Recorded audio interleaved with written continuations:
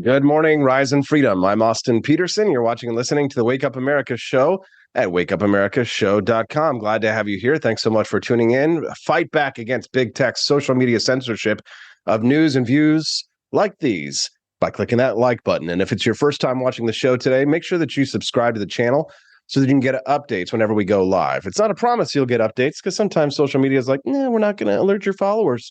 So what can you do? Well, just remember, every Monday through Friday, the Wake Up America show streams live from 7 a.m. to 9 a.m. Central Time. So set an appointment on your calendar. Come back and join us 5 days a week. It's a great way to stay updated on all the world events that you can use. These days, I have really been smitten with Vivek. Cupid's arrow has found its way to my heart for a young Indian man running for president of the United States. I don't know. He gives me really strong AP for Liberty vibes, or AP for LP 2016 vibes. But not everybody is so smitten with Vivek Ramaswamy. As a matter of fact, a lot of people who share my same philosophy and ideology are a little bit more skeptical of him. So I need somebody to come in here and slap me around a little bit and shake some sense into me. That's why I brought my friend Chris Spangle from the Chris Spangle Show on with me right now. Good morning, Chris. How you doing, brother? Austin, how does somebody look so handsome this early in the morning? You know how? Founding Flavors Coffee, brought to you by AP I'm for sorry. Liberty Shop. I meant me, but it's how are you doing? Dude, you made me fall out of my chair. Doing great, man. Thanks so much for joining us this morning, Chris. I know it's early, but I'm grateful for that. You and I have been through the shit, Chris. We've been in the trenches together a long time. You were one of the first people that I spoke to when I started my political career back in 2008. Reached out to you. I remember I was sitting in the Watergate Hotel in 2008. In that horrible office at the LP. But to me, it was incredible. I was in my mid 20s, and it was my first political job, and I had health insurance, and to me, it was just a dream come true. But I remember speaking to you back in the day about what we could do to help make liberty win, and here we are now in 2023. What about 15 years later, and it didn't work out quite as we planned. Oh, it's worked out better for me than I thought, but yeah. No, I mean there's liberty at the time was you had to explain what a libertarian was. You don't have to do that anymore. So I think there's a lot of things that are good, and then there are a lot of things that are rough, both in the libertarian world and then also the regular world. Well, yeah, exactly, because we are sort of in our own little world there. And I do want to talk to you about the libertarian movement in a little bit more details later, but let's get to the news here. You and I watched the same debate, but maybe we saw kind of sort of different things. Let's just talk about the Indian in the room. Vivek Ramaswamy says he's going to declare war on the administrative state, says that not a single more penny to Ukraine. Calls out DeSantis for flip-flopping on issues, says he wants to decriminalize ayahuasca and other hard drugs and things like that so that veterans can use them. I mean, maybe not a perfect libertarian, but certainly the most libertarian out of all the GOP candidates at this point. Am I wrong? No, I think good radio would be to argue with you, but I think all of those things are absolutely good. And like if you're saying who's the most libertarian by virtue of who wants the least amount of government, or at least wants to shrink the size of government, I think Vivek would win on that stage. The other Indian in the room, Nikki Haley, I don't think has the same goals. She at least understands the 10th Amendment when it comes to things like abortion, unlike Mike Pence. And kudos to the Republicans, by the way. I don't know if you've seen any articles, I haven't, about how diverse that stage was compared to the 2020 Democratic primary, which was not diverse. But I think with Ramaswamy, Vivek, as I'll call him, because I'm not good at pronouncing names that aren't anglicized, because I'm backwoods Hoosier. It's Vivek like cake. Okay. I think you have to have a wait-and-see attitude. I don't think that Vivek is someone that is tested. I think he is a very successful person in his own right. I think people want to kind of cast doubt on his career and say, I've seen a lot of Trump-centric people say, oh, well, he's not, he's like Trump. He's kind of a charlatan in business. He says he's a scientist, but he's really not. but he has a legitimate business career that he's coming off of. But he really doesn't have much of a political career. You know, he was a libertarian rapper, Vivek, back at Harvard. You know, he. It is always funny to kind of see these guys who are super elites, who are billionaires from Harvard and Yale, pretend to be the for the little guy, right? The salt of the earth. Yes. Right, just a salt of the earth Indian from Columbus, Ohio. So I think, you know, he voted Libertarian in 2004 for Bob Barr. So that may be a problem for some people, not for me, but then kind of fell out of political favor, hasn't really voted until 2020, and then decided he was a big Trump fan.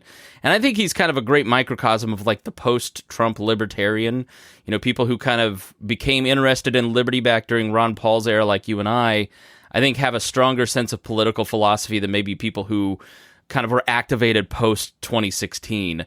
You know, there was a lot less political philosophy and talk of Hayek and Mises post-2016, more making the libs cry. And, you know, looking at Liberty memes in their thread today of 639 memes that I could farm, there's like one limited government meme and 700 conspiracy and racist memes. Like, and I think that's sort of, you know, a guy like Vivek who comes along and says, look, I want to be president. I think I have the talent. I think I have the resume. I want to inherit the Trump movement. You know, has kind of that Carnival Barker feel, like Trump, can hit all the right notes. I think he's really identified what people want to hear, but I don't know that, like Ron Paul, he has the record yet to be trusted with it. If you're just tuning into the Wake Up America show, good morning. I'm Austin Peterson. We're glad to have you here. Make sure that you click like on the channel. Help us fight back against big tech censorship of shows like these.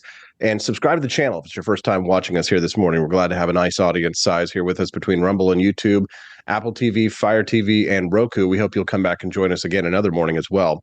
I'm speaking to Chris Spangle of the Chris Spangle Show. He and I go way back in the Liberty movement, and he's got his own show and podcast as well.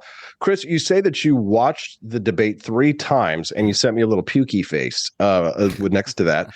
You say, in a lot of ways, this was an actual policy debate after the first 30 minutes, but the antics in the beginning shaded the whole thing. What do you mean?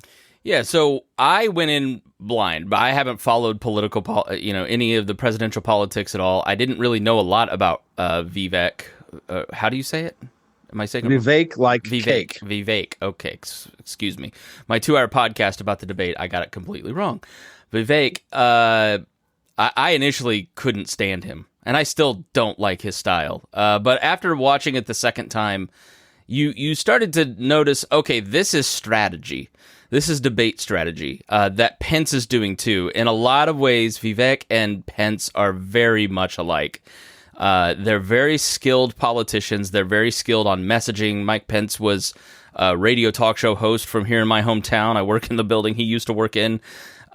He is very skilled at debating, and he knows the rules inside and out. And what the two of them would do is invoke another opponent at the end of their statement, or Vivek would like talk under people at the end of their statement in order to provoke them into saying his name so that they could then get more time. They would get 30 seconds, which is why Pence and then Vivek got, Pence had twice the amount of speaking time that Asa Hutchinson did.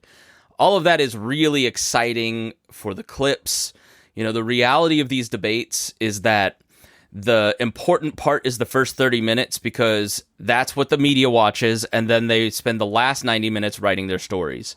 Or people tune in at 9 o'clock and decide about 9:45, 10 o'clock, they're going to go to bed, they've heard enough, and they tune out, right? So, when you're asked the first question of what is your plan to solve inflation, and then they go with their pre-canned opening statements, Fox should have just given them opening statements, because they ignored all the questions in the first 30 minutes, tried to get in their mudslinging. But then if you watch the second half of the debate, things like abortion, which is what they spent the most time on, that was an actual policy debate. You had Nikki Haley saying, look, we have to come to some consensus. Like, Nikki Haley's strategy very much for this debate was to get anyone who wasn't a hardcore Trump supporter, who was a soft R, maybe a centrist, to kind of like her. I'm going to start out swinging at the Republicans, rightly saying they're big spenders. I'm going to actually answer questions about climate change. I'm going to have kind of a softer answer on abortion that is more favorable towards women. And then you had Mike Pence saying consensus is the opposite of leadership. We need a federal ban on it. Then you had Doug Burgum pulling out his Cato pocket constitution, reminding people about the 10th Amendment. Then when they get to crime, they had a multitude of different answers on how they would solve crime that weren't canned answers. So, like Vivek kind of kept saying, well, if your super PAC talking points aren't done, which Pence undermined him and said, is that your rehearsed line? Which sort of like illustrated the point that he had his own his own rehearsed lines. They really kind of had an actual policy debate. Without Trump being there, you were able to talk about issues of substance, and it wasn't just kind of mean tweets the whole time. So I think there was a lot there for Republicans to decide, like, what's the future of the party? Are we going to still be the party of the Constitution, or is that just going to continue to be a punchline? Which is really, I think, some of my biggest beef with Vivek is, he was the most limited government of all of those people. But when you dig into his plans, he wants to use executive authority that far exceeds what Barack Obama did in terms of going after a lot of different pieces. His tariff plans are off the charts. They make Donald Trump weep. Saying that you want every person to pass a constitutional exam to vote at the age of 25, unless you're in a special protected class because you served in the military, then you can vote at 18. But that's tempting. That's tempting. No, it's not tempting, because if you live under the authority of the government, you should have the free participation of voting in who your leadership is. Like, that's I would love to see, like, the amendment that said direct election of senators removed and go back to the states to, increase the power of the institutions of political parties, because I thought that was a good check and balance. But that's for another day, right? So I'm not a Democrat as a small d, but and then invading Mexico is just batshit insane. Like, we'll get into that. I want to hear your take. You say that you think it was a mistake for Donald Trump to skip the debate. Yeah, I don't know about your feed, but I live in Indiana. My feed is mostly libertarians, talk radio people, and high school friends from a deep red town. And I asked the 20 people that are involved in We Are Libertarians, what are you guys seeing? Did you see anybody talking about the Trump debate? The Trump conversation with Tucker Carlson? And I know it got 200 million or whatever, right? But like, I counted as a view, and I never consumed more than 3 seconds of that thing. It just because 300 million people see something on Twitter doesn't mean that they actually watched it. It's gamed, so there's a large view count. And I wouldn't be surprised if Elon has kind of gamed Tucker's Twitter to be a 1 second view count, right? But he got $7 million raised from his mugshot. Yeah, right. Well, this is the brilliance of Trump. Like, Trump's ability to control the narrative is wildly shrinking, right? So he used to be able to get himself in trouble and then throw out a tweet on a different topic that would then throw the ball for the media dog to chase, right? They'd go after that squirrel. He doesn't really have that ability. But I did think it was really smart counter programming, not the Tucker part, but to turn himself in the day after, which completely undercut all of his opponents, right? So Trump, I think, should have been on the stage. When you looked at the polling, the vast majority of Republican voters said it would be a mistake for a candidate to miss the debate, that they would not view a candidate favorably for doing that. Then when they asked if Donald Trump skipped the debate, would you have a problem with it? They, of course, all said, oh, that's no problem. Donald can do what he wants. But I think he missed an opportunity to show Donald Trump can't win on Donald Trump voters. He lost 2020 because of Donald Trump voters. He lost an easy election against an old man in his basement who wasn't doing anything because he was kind of crazy and people were tired of the circus, right? So the new Donald Trump in this campaign has largely been policy speeches and trying to show that he actually has some ideas. They're all crazy, like 10% tariff on the entire economy and lack of due process for executing drug dealers, stuff I totally disagree with. But if you want to win that other 70,000, 100,000 people in states that you need to actually beat Joe Biden again, you're going to have to show that you have some vision beyond I'm the victim here, right? Like, because fundamentally at the end of the day, the right in its totality has been raised on being a victim is bad, right? You and I, Al Sharpton's horrible because he's just a perpetual victim and professional victim. So it's interesting to see them all kind of fall for that with Trump. But I think Trump, if he wants to actually beat Joe Biden, he can't just count on how bad Joe Biden is. You know, he's got to actually show some mettle. And I don't think I never saw anybody talking about Trump's stuff with Tucker. They love him because he's funny. And that's sort of my thing with Vivek. If you're Trump, but 30 years younger, like, why are you running? What's the point of you running? We've already got a Trump, and he's way funnier. He's at least entertaining. Right? Well, some people think he's going either for VP or maybe some kind of like cabinet role, in which case he's probably doing a good job at that. But let me just reset real quick. If you're just tuning into the Wake Up America show, good morning. I'm your host, Austin Peterson. Glad to have you here. Appreciate you tuning in live, getting up bright and early with us today. I'm speaking to Chris Spangle. He is the host of the Chris Spangle Show. He's joining us live right now to give his view on the GOP debate from last week. The last point here that I think is really interesting from you on this one is that a lot of DeSantis supporters are posting polls saying that he won the debate and that now he's surging and that this is DeSantis's time. I don't see it, Chris. Do you? I don't. I mean, I think he Scott Walkered himself, to be honest. I mean, Scott Walker in 2016 looked inevitable. And then, you know, what you have to remember about this stuff, right? You know, in 2008, I covered all the presidential candidates except John McCain here in Indianapolis. And I remember Mike Huckabee walking in, shaking the hands of everyone in the room, giving this amazing speech, talking about the fair tax and vision and values. And I remember saying to my radio host partner, Abdul, this guy's going to be the next big thing. And he was. He had a really big moment after the next debate because he seemed like really likable. I was not a libertarian yet. I liked Mike Huckabee then. You know, Mitt Romney was like a robot. You know, Fred Thompson at that point was the front runner, and he showed up to this thing at this Midwest thing and just crapped the bed. And it was obviously he was on the way down, right? You know, you remember Herman Cain and 999, and oh my gosh, libertarians to a lesser extent, but conservatives especially, have this fatal flaw of wanting, because they're not popular and because they're not generally liked by, you know, some people revel in that, but for a lot of people that is a psychic wound. And so if Chuck Norris says nice things about us, we're going to, you know, put him on every stage possible, right? He's going to be the next big thing. Oh my gosh, Kyle Rittenhouse. That's what I think is interesting about Oliver Anthony, is he's not buying into the big complex, right? And selling out. And he could, and they're offering him it's like Satan and, you know, offering Jesus, like, bow down to me and I will give you all of these kingdoms. Right.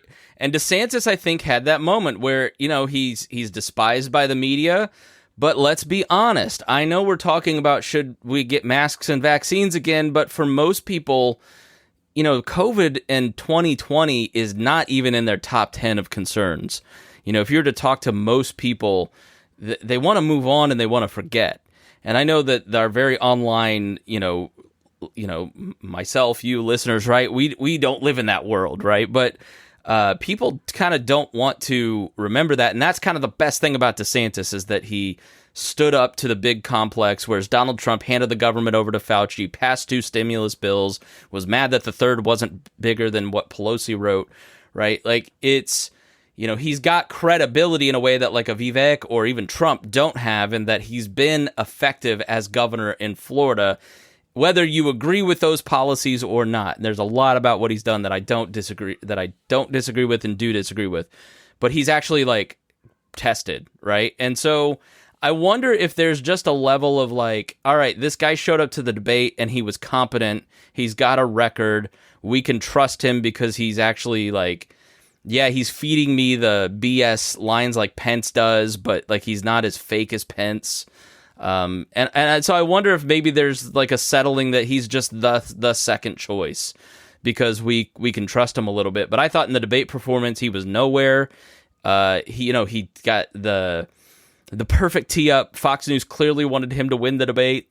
Here's Oliver Anthony, and here's a reel about how bad the economy is, and what do you think, Ron DeSantis? And then he just meanders through his talking points instead of connecting and feeling your pain. And I understand how hard it is. I'm a dad of 2 or 3. My wife's got cancer. We're feeling this. The problem with Ron DeSantis is he's kind of not a person. If the day after he rebooted his campaign, he's at some Iowa thing with a beer, and he's being all weird, and it was like a very Elizabeth Warren type moment with the beer, right? He's not a good personal politician like Bill Clinton or Barack Obama or even Trump. I think Trump connects with people on a human level where you sort of just like him as a comedian. I like him as a comedian. I think everything else about him is pretty much awful, but I think that's DeSantis's biggest problem. But think about your conservative aunt who smokes Pall Malls, who lives in, I won't say, I'm not saying this derogatively, but lives at the trailer park and loves it, right? Has a really nice trailer, and she, maybe she has a pet gecko in an aquarium or something, and she looks at Donald Trump and is like, that is a man. You know what I mean? It's kind of like the people who like Vladimir Putin when he's on, riding on the back of the horse shirtless.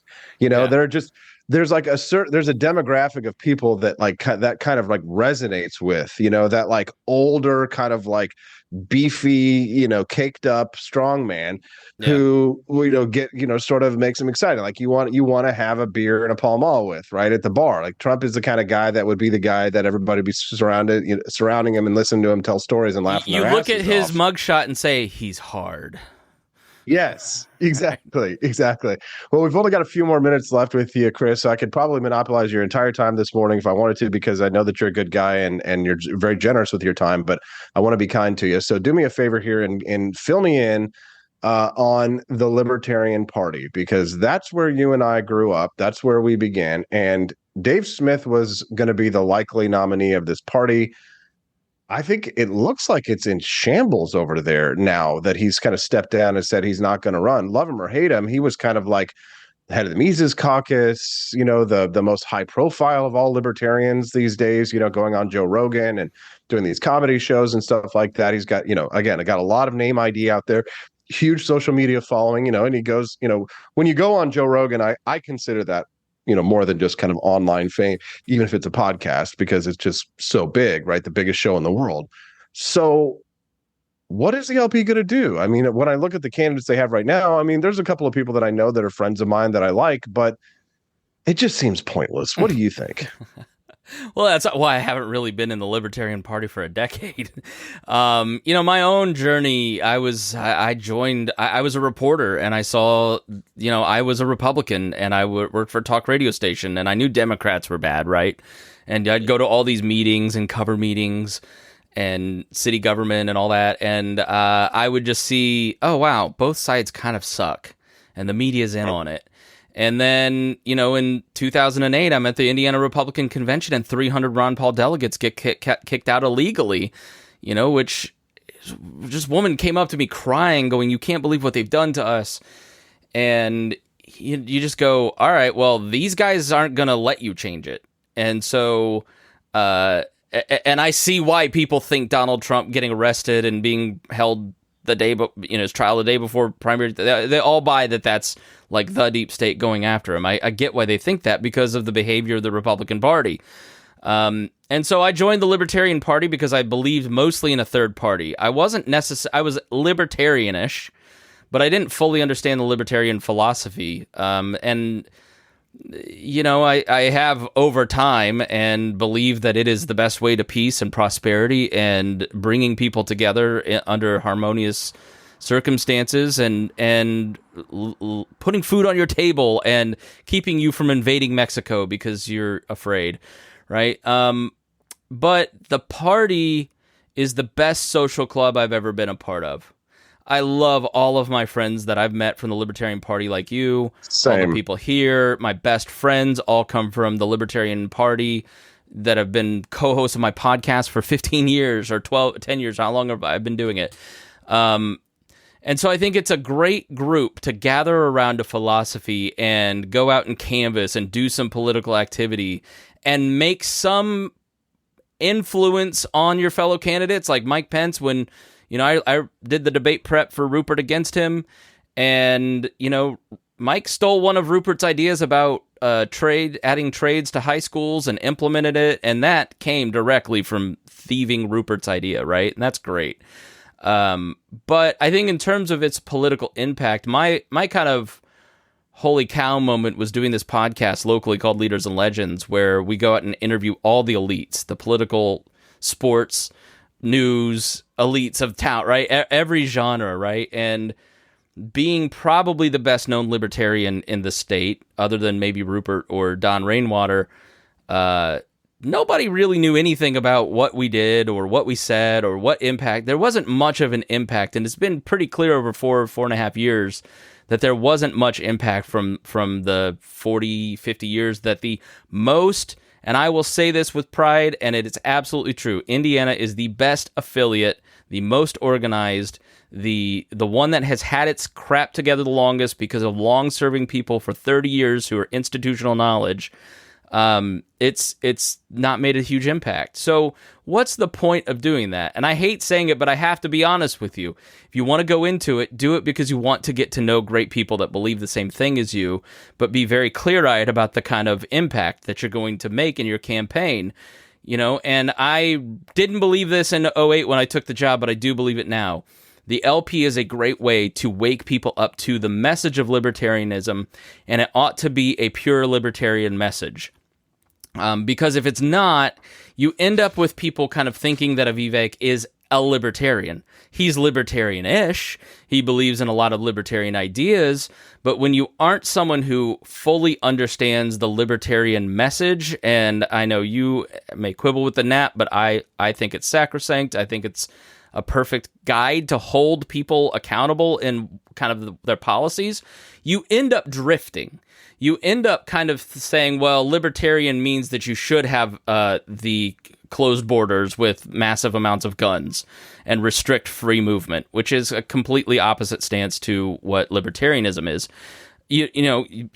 I'm not saying that there's no true Scotsman. I'm still a pragmatist at heart. Like, you still, in this day and age, if you run for office, win, and serve in government, you can't be a libertarian. Like, there's no way to be a pure libertarian and make that kind of change. But I think the Mises movement came in with some promise. The libertarian movement was fractured for a long time after 88 when Ron Paul decided, after 92 really, when Ron Paul decided F the LP along with Rothbard. And, it was very difficult from 08 to 12 when I was there, because you couldn't get any Ron Paulers to support any LP candidates. They just wouldn't do it, and they were really awful about it. So when the Mises movement kind of came in and said, let's blend these two together and fight together, I was like, awesome. But the leadership was so incompetent and so hostile to any form of institutional knowledge, and such demagogues, that you knew that this was going to be the end result. Because you can't drive out the people who have been there for 20, 30, 40 years that have put, their personal car collections on the line to buy the asset of the building like Jim Lark did, and drive those people out because they're not your type of libertarian, and expect to succeed. Because the people who came in being told by the messengers, we're going to just kill this. This is an inevitable victory. It's like, well, you don't know what you're in for then. You haven't ever run a campaign. So what would you know about running an LP campaign when you've never done it? So to read their leaked memos of like, did we really just all take this over for the Twitter? I love it because I went on Dave Smith's show and said, look, you guys are inexperienced and you don't know what you're doing, and you're going to fuck it up if you don't actually do these things. I don't agree. Okay. Good luck. And so why would Dave Smith want to run when you've got a party that isn't going to get 50 state ballot access, that isn't going to embrace your candidacy, that's going to have most of the active members completely defect from voting for you to vote for Donald Trump because they're so scared of the left? You created your own problem. Why would you want to run? I don't blame him at all. I think, why would you take a pay cut? Why would you take all that abuse? It's the right move. As to who they run, I don't know. But there's either a lot of rebuilding, or I think the way that it goes is just sort of fades into being a Green Party where there's 2 or 3 or 4 active affiliates and, maybe some strong little pockets. But I saw this over the last 20 years. Like, people just aren't as into political parties. They're about embracing candidates they agree with. So yeah, that's kind of my assessment of it. Failure was inevitable if you had any kind of knowledge about how the LP works, how politics works. And they didn't want to learn, and their own lack of humility is what sowed their fate. Interesting point of view, and one that could only come from someone who has a lot of political experience in that arena. Chris Spangle, anything else that you'd like to share with our listeners, or anything you'd like to plug before we let you go, Chris? So yeah, check out the Chris Spangle Show. You can find all the We Are Libertarians podcasts, including our great friend Brian Nichols, who is a big Vivek fan. Just did an episode on it, so check that out. And yeah, I'll have a big opportunity on television coming soon. So stay tuned. Follow me on social media and you can find that out. Oh boy, we're excited about that, Chris. We'll keep an eye on it and let us know when that happens and drops. We'll have you back on the show so you can promote it. All right, great. Thank you. Thanks a lot, Chris. Have a good one. Thank you very much. What do you think of Chris Spangle? Send us a text at